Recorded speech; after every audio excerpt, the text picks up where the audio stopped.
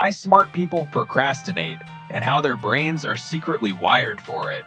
What if I told you procrastination has nothing to do with laziness, not with willpower, not with discipline, not even with how much you want it? Steve Jobs missed deadlines for years before launching the Macintosh. Serena Williams has openly admitted she avoids practice on days she's most anxious about a match. Mozart, yes, Mozart, often left compositions unfinished for months, then wrote entire symphonies in a matter of days. These weren't lazy people. They were people whose brains were doing something most of us were never taught to understand. Today, I'm going to show you what's actually happening inside your brain when you procrastinate, why the most productive people on earth still do it, and the exact habits that turn procrastination from your enemy into your secret weapon. Habit 1, your brain isn't avoiding work. It's avoiding a feeling. Here's the part nobody tells you. Procrastination isn't a time management problem. It's an emotion management problem. Your brain delays tasks that trigger discomfort, fear of failure, boredom, uncertainty, not tasks that are simply hard.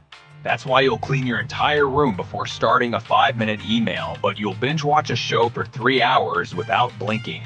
Neuroscientists call this amygdala hijack. Your brain's threat detection system treats an uncomfortable task almost the same way it treats a physical danger and pushes you toward anything that feels safer in the moment. Mozart didn't avoid composing because he lacked talent. He avoided the terrifying blank page, the moment before an idea exists. Once the emotional pressure peaked, the music poured out in days. Smart habit. Before you fight procrastination, name the feeling behind it. Not, I don't have time, but I'm afraid this won't be good enough. Naming it shrinks it. Habit 2, the 2-minute trick that tricks your own brain. Highly productive people don't rely on motivation. They rely on momentum. Your brain resists starting far more than it resists continuing. Once you're in motion, a part of your brain called the Zeigarnik Effect kicks in. It hates leaving things unfinished and will nag you to keep going. This is exactly why Steve Jobs would tell teams to just get something ugly on the table instead of waiting for the perfect first draft. Ugly and started beats perfect and imagined. Smart habit, commit to just 2 minutes on the task you're avoiding. Not the whole task, 2 minutes.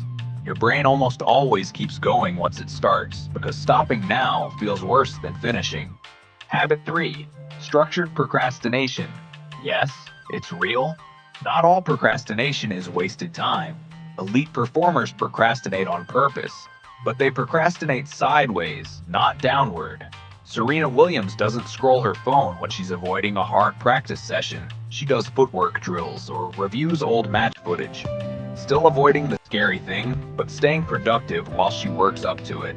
This is called structured procrastination, replacing your top task with a slightly less intimidating one from your own list, instead of falling into distraction. Smart habit, keep a sideways list. 3 tasks you could do instead of your main one, all of which still move you forward.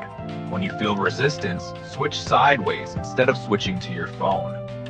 Habit 4, deadlines are a chemical trigger, not a calendar date.